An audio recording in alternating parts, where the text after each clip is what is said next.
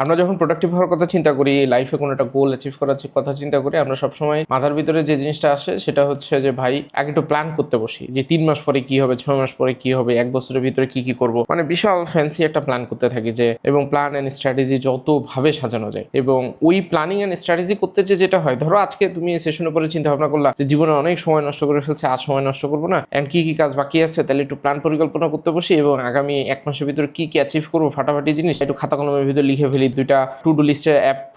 Download করে ফেলি, Google ক্যালেন্ডারের ভিতরে তুলে ফেলি, নানাবিধ জিনিস করতে করতে দেখবা যে আজকে এই সেশনটা হয়তো শেষ হবে 9:30 বা 10টার দিকে। তোমার ওই কাজ করতে করতে দেখা যাবে যে তুমি 11:30 12টা বাজায় ফেলছো, অলরেডি তুমি রাতে লেট করে ঘুমাইতে যাবা, সকালবেলা উঠতেও তোমার দেরি হবে, এবং সকালবেলা উঠে তোমার মনে হবে যে হুদাই এই প্ল্যান করে কি লাভ হইলো, এইসব হাবিজাবি জিনিসপত্র করে কোনো কাজের কাজ কিছু হয় না, তার চেয়ে বেটার বাদ দিই। সো এখান থেকে বের হয়ে আসার সবচেয়ে ভালো উপায়টা হচ্ছে যে ভাই তুমি প্রোডাক্টিভ হইতে চাও, এটা তুমি অলরেডি জেনে গেছো, তোমার গোলটা ক্লিয়ার যে তুমি প্রোডাক্টিভ হইতে চাও, তাহলে ফার্স্ট হইতেছে তোমার হাতে, হয়তো বা তুমি রাতে 11টায় ঘুমাইতে যাবে, 11টার আগে তোমার হাতে 1 ঘন্টা সময় আছে। এই 1 ঘন্টার ভিতরে তুমি কোন কাজটা করতে পারো সেই কাজটা সিলেক্ট করে কাজ করা স্টার্ট করে দাও। 11টার ভিতরে এই কাজটা শেষ করার কথা চিন্তা করো। এরপর পরই তোমার যে কাজটা করা দরকার, যে কালকে তোমার সবচেয়ে ক্রিটিক্যাল কোন কাজটা আছে সেটাকে তুমি রেডি করে রাখো, সেটাকে তুমি জাস্ট একটা জায়গার ভিতরে নোট ডাউন করে রাখো যে কালকে সকালে উঠে আমার এই কাজটা করতে হবে, এবং সেই কাজটা তুমি সকালে উঠে প্রথমে এই কাজটা নিয়ে ধরো। তার মানে তুমি প্ল্যানিং বা স্ট্র্যাটেজি সাজানোর জন্য কোনো ধরনের টাইম নষ্ট করো না। তুমি প্ল্যানিংটা করবা হইতেছে প্রত্যেক দিন অল্প অল্প করে প্ল্যান করবা,